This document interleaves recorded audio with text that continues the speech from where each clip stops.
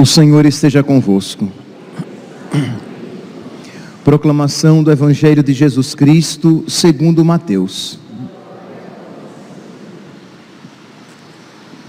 Ao descerem do monte, os discípulos perguntaram a Jesus: por que os mestres da lei dizem que Elias deve vir primeiro? Jesus respondeu: Elias vem e colocará tudo em ordem. Ora, eu vos digo, Elias já veio, mas eles não o reconheceram. Ao contrário, fizeram com ele tudo o que quiseram. Assim também o Filho do Homem será maltratado por eles. Então os discípulos compreenderam que Jesus lhes falava de João Batista. Palavra da salvação.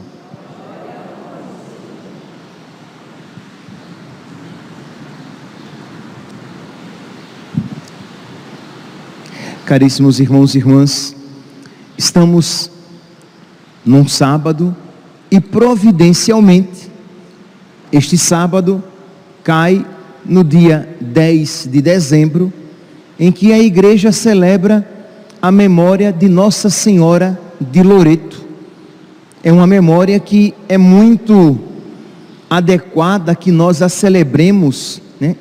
Este título de Nossa Senhora é muito adequado neste período tão próximo do Santo Natal. Por quê? Porque é tão apropriado este título neste período do Advento. Porque o que é que se celebra, o que é que se recorda quando se fala de Nossa Senhora de Loreto? Se recorda o acontecimento de que a casa em que Nosso Senhor se encarnou, isto é, quando o anjo Gabriel visitou a Virgem Maria e disse: eis que conceberás e darás um filho, e a Virgem Maria deu o seu sim, disse: fiat, isto é, faça-se em mim conforme a tua palavra. Naquele momento, então, Jesus Cristo, ele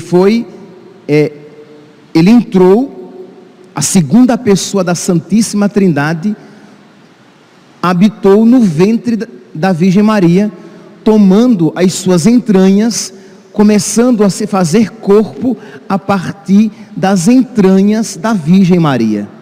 Pois bem, ali onde o corpo começou a ser formado e a alma de Jesus, a alma humana, foi criada, esse mistério, o mistério da encarnação, se deu na casa de Nazaré.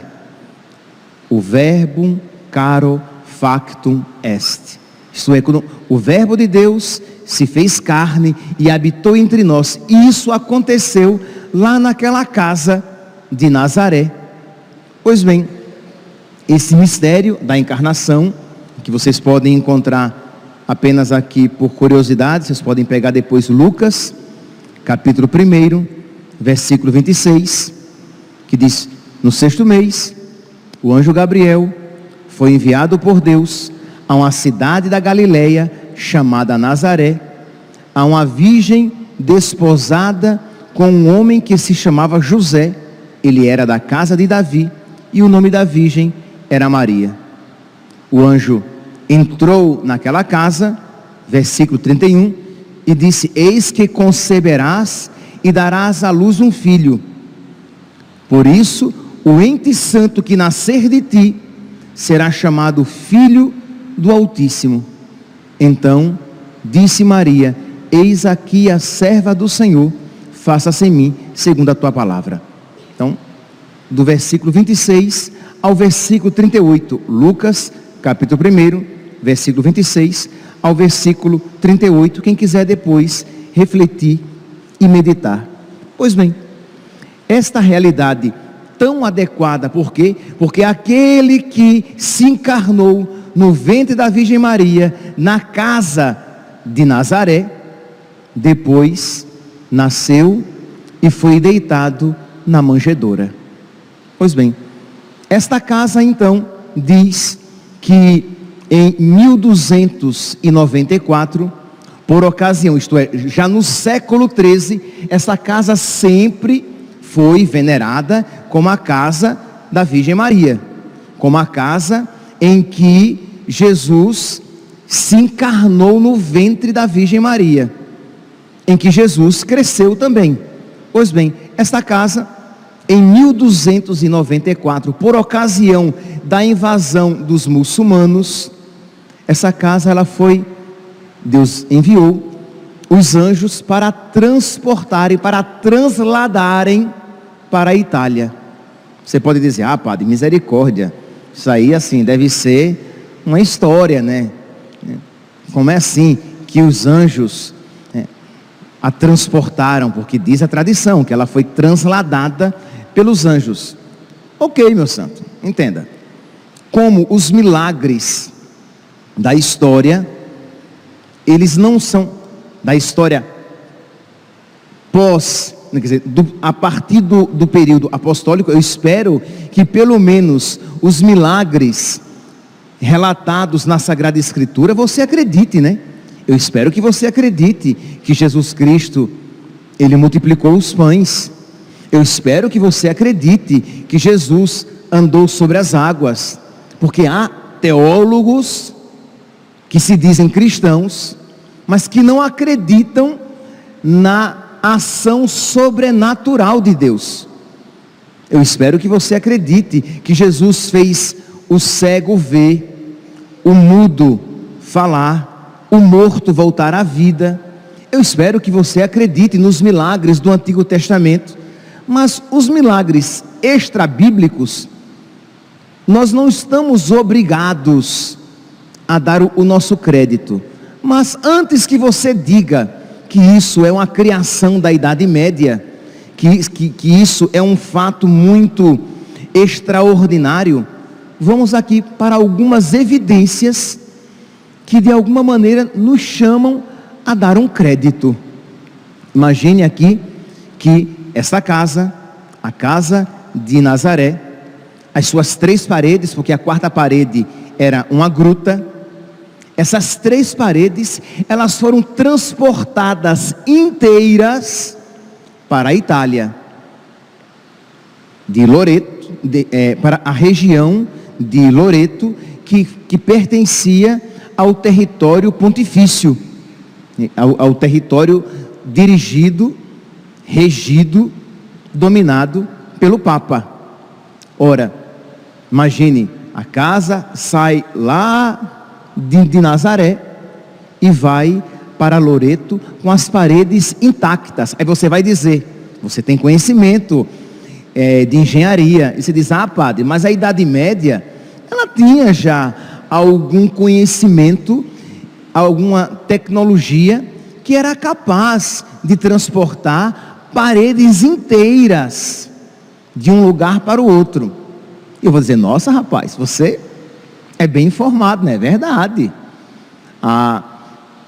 Na Idade Média já existia esse conhecimento, só que este engenheiro super capacitado, que conseguiu fazer esse translado, um grande translado, né, de Nazaré a Loreto, ele fez, mas ele deixou a casa, as 3 paredes, no meio de uma estrada, no meio de um caminho. Assim, teve tanto trabalho para transladar, mas foram colocadas as paredes, as 3 paredes da casa, já que a 4ª era a gruta, foram colocadas no meio de um caminho, no meio de uma estrada. Foram colocadas, a casa foi colocada sem fundamento nenhum. O fundamento ficou lá, na Galileia. O fundamento, os alicerces ficaram lá. A casa é que veio. E a casa, a pessoa teve todo esse trabalho, mas não fez alicerce nenhum. Outra coisa, nem sequer preparou o terreno ou arrancou o mato. Colocou a casa por cima dos matos, porque está lá, né? Nós podemos ver. E não há dúvida de que aquelas pedras pertencem à região lá da Galileia, porque não eram próprias da região de Loreto. A argamassa também não era própria daquela região. Então nós estamos falando de algo que nós não temos dúvidas de que aquelas paredes são as paredes da casa de Nazaré. O que alguém pode achar estranho é que a tradição afirme que foram os anjos que a transportaram para Loreto. Então, meus santos, nós vemos então, pelo menos eu acredito, nós não somos obrigados a acreditar, mas eu acredito, sem sombra de dúvidas, de que isso foi feito por vontade de Deus, e que isso aconteceu miraculosamente, milagrosamente. Mas isso apenas nos mostra um ponto de luz de uma realidade muito maior. Isto é, meus irmãos, o zelo que Deus teve pela casa onde aconteceu o mistério da encarnação, o cuidado que Deus teve com a casa onde o Filho de Deus, a segunda pessoa da Santíssima Trindade, se fez carne no ventre da Virgem Maria, é apenas um sinal do zelo que Deus tem pelo nosso coração. Meus irmãos, Deus quer que o nosso coração seja uma casa ainda mais digna para o seu Filho. Imagine, se Deus teve todo esse zelo com aquela casa de pedra, na qual aconteceu o mistério da encarnação, imagine o zelo que Deus tem com a casa do nosso coração, onde o seu Filho quer habitar como amigo. Então nós estamos neste tempo do advento, em que nós nos aproximamos do Natal, e nós precisamos preparar a nossa casa, o nosso coração, a nossa casa interior, a nossa alma, para Jesus Cristo habitar. Por isso, como é então, você se pergunta, como é então, Padre, que eu vou me preparar para acolher Jesus na minha casa interior, na casa da minha alma, no meu coração? Você vai se preparar fazendo uma boa confissão.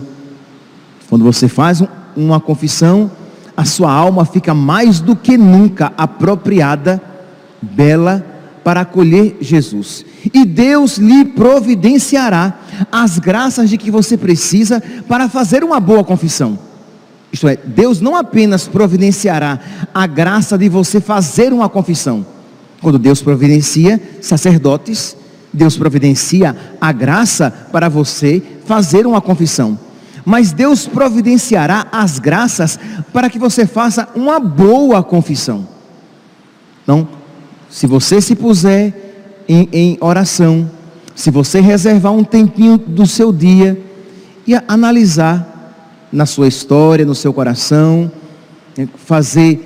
começar a meditar naqueles pontos, meditar na sua vida para ver aqueles pontos em que você tem se afastado de Deus, em que você não tem sido generoso com o nosso Senhor, em que você talvez até tenha ofendido a Deus, em que você talvez, mesmo que em estado de graça, tenha comungado com pouco fruto, com pouca profundidade, porque apegado a coisas pequenas e não lutando suficientemente contra os pecados veniais. Então é importante que nós comunguemos e comunguemos bem. Então nós queremos que Jesus neste Natal venha para a nossa casa. Ele que não encontrou lugar nas casas dos homens por ocasião do seu nascimento.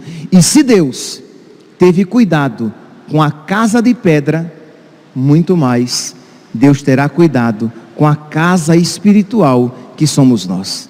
Então vamos lá, vamos nos preparar para esse Natal. Então, uma boa confissão.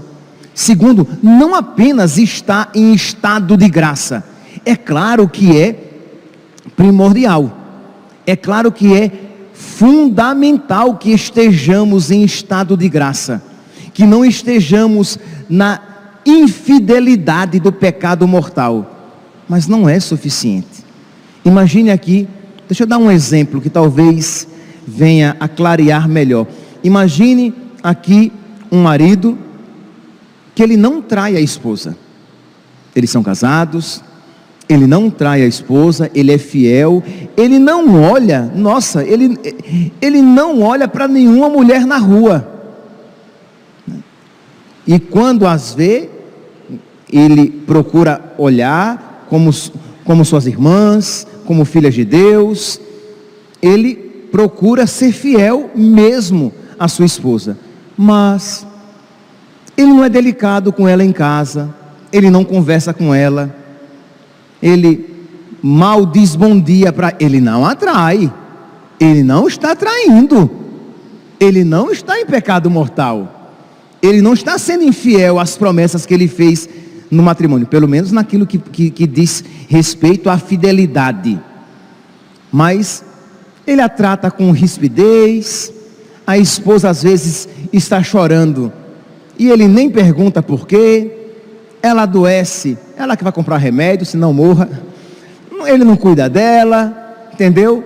Mas ele trabalha, ele coloca dinheiro em casa, mas ele é a grosseria em pessoa. Eu pergunto, esse homem, ele está traindo a esposa?